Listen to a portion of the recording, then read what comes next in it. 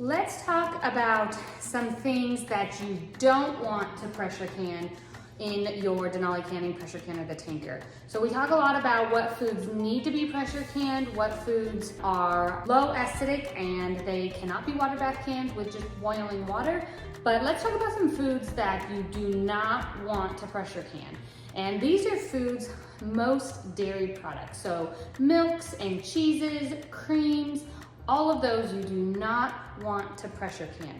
Things like caramels and sauces, cream of soup, nut butters, chocolate, those are all things that you would not want to pressure can. And the reason for this is the thickness of them, you won't be able to get enough of the heat through the thickness thoroughly to make sure that you kill all or any potential bacteria that could be in those products. It's just not safe to do so.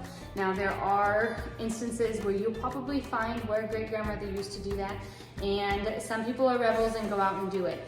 But what they're finding is that they are too thick of a product in order to kill any of the bad bacteria that could potentially be in those jars of food, and you do not want to pressure can them. Some other things that you will not want to pressure can would be things like refried beans. The same principle applies. They are too thick and not able to thoroughly heat through the whole thing. So here's what I do, is I can my pinto beans whole, which is very safe to do. I give them a nice long soak, and then I go ahead and can them strictly with a little bit of salt and water. And then when I'm ready for some refried beans, if we're having a taco night, I go ahead and dump those beans into a pot. I heat them up, spice them however you would like, and then I use an emergent blender and I blend them up right there in the pot for refried beans, and I have refried beans in no time. So it's literally no extra work to do it that way, but then your beans are safe in their jar on the shelf. A few other things that you will not want to pressure can using any pressure canner would be things like mayo and ranch, things like that. Anything with dairy in it, eggs, all of that, those are just not safe to pressure can. So if you're looking for things to pressure can, make sure that you're doing things that are low acidic vegetables like green beans and corn, carrots, and anything that has to do with meat. So broths and ready-made meals, beans and legumes are another one that you will want to pressure can. But the others are a list of things that you do not want to do.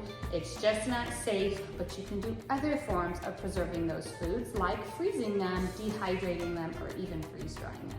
So there is the list, and as always, make sure that you are getting a canning approved recipe. They're finding that those are highly important now to make and ensure that the food that you're canning and putting on your shelf is safe.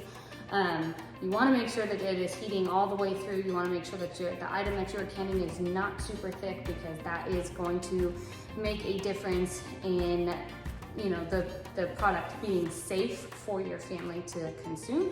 And so you want to make sure that you follow these guidelines.